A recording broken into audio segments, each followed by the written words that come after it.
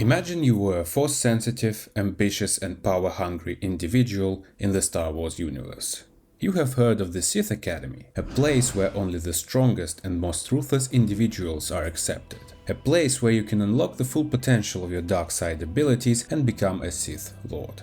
But could you survive its harsh environment? Let's see. So, you have decided to take the dark path to satisfy your ambitious desires. How do you join the Academy? There are several options. The easiest way is to be a Jedi and embrace the dark side of the Force. You may be wondering why this is the easiest way, since Jedi and Sith are mortal enemies, fighting each other for power. Well, as a Jedi, you likely have a good understanding of the Force, lightsabers, and possibly some combat experience, which puts you head and shoulders above most newcomers who are just beginning to learn about the Force. It will be much easier for you to make a positive impression on the Sith Masters and join the ranks of the Academy. In addition, they will respect you for betraying the Jedi Order, as we know that betrayal and the Sith are closely linked. But what if you are not a Jedi? The situation becomes more complicated. Let's say you live on a Sith-controlled planet like Drummond-Cass. You live with your parents and do normal, everyday things. One day, while shopping at a local grocery store, you got into an argument with the cashier and accidentally choked him with the Force. Everyone, including your parents, is a bit shocked by your behavior.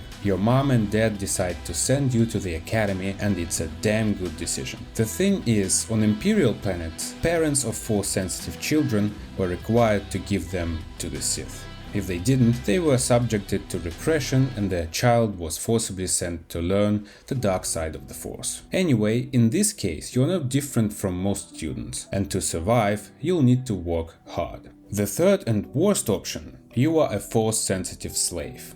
During their military campaigns, the Sith Empire occupied many planets, often turning the local population into their slaves. If they noticed your sensitivity to the Force, congratulations, you won't have to toil away your whole life in some mines. Instead, you'll be sent to the Sith Academy and will have to fight for your life against other slaves, former Jedi, and ordinary students. The slave students were treated with the most prejudice and contempt, so those who managed to pass the trials became powerful Sith Lords. Congratulations, you have been accepted into the Sith Academy. Upon arrival on the planet Korriban, which is where the Academy is located, you will be given the title of an Acolyte and assigned to one of the groups with other students. There is no balance in the assignment process and it all depends on your luck. You may end up in a group consisting of former Jedi or with newbies like yourself. Either way, you will have to adapt quickly in order to survive. Each group of students had its own overseer. Their task was to get rid of weak students and find the Sith that would strengthen the Empire. Overseers used sophisticated and cruel methods to perform their job. Some overseers employed deceitful tactics, such as praising weaker acolytes to encourage another student to attack them. Others sent acolytes on impossible missions in dangerous areas of Korriban.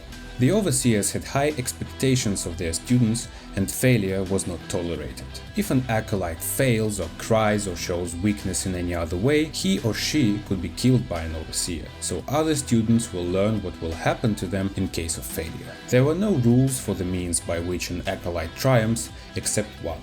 The acolytes were not allowed to openly kill each other, especially in the Academy. Let's say you are on a mission with another student. No one is around, so you decide to eliminate your opponent. It's totally fine. Your overseer might eventually ask you what happened to another acolyte and you'll be like, oh, he must have slipped off a cliff. Nothing wrong with that, just a normal Sith cutthroat environment. The more creative and ruthless the victory, the better chances you as an acolyte have of becoming Sith. What tasks can you expect? You might be sent to the library to study ancient Sith texts and then retell them. Or you might be sent to a tomb of an ancient Sith to retrieve some artifact. You might be ordered to find a fierce beast, kill it and bring its head to the overseer. There are many options, all limited only by the overseer's desires. There is an interesting assignment related to making important decisions. In the Academy there was a jail where detainees were held. These could be prisoners of war or ordinary criminals who committed crimes against the Empire. The essence of the task was to interrogate the detainees, and the student had to pass judgment. The sentence could be anything: death, imprisonment, torture, or even pardon.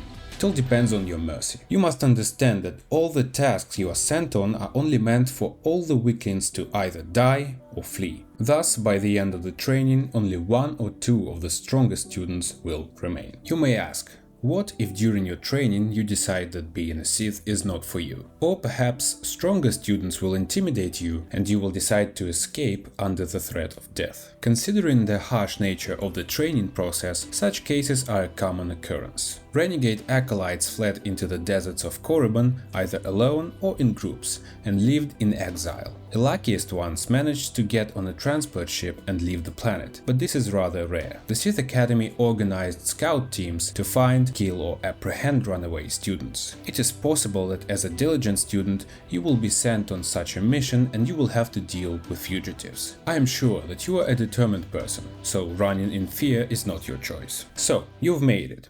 You are the only surviving student in your group. What's next? This is a good outcome, which means it's time to meet a real Sith Lord. He will talk to you, assess your skills, and if everything is good and you show some potential, you will be taken as an apprentice. You will no longer be a pathetic acolyte and will become a Sith, albeit of a low rank. You will construct a lightsaber, travel around the galaxy, performing more significant tasks, and learn from your master to one day take his place. Do you think you could survive the Sith Academy? Feel free to write your opinion in the comments. If you think you could, then the power and glory that awaits you is beyond your wildest dreams. Long live the Empire. See ya!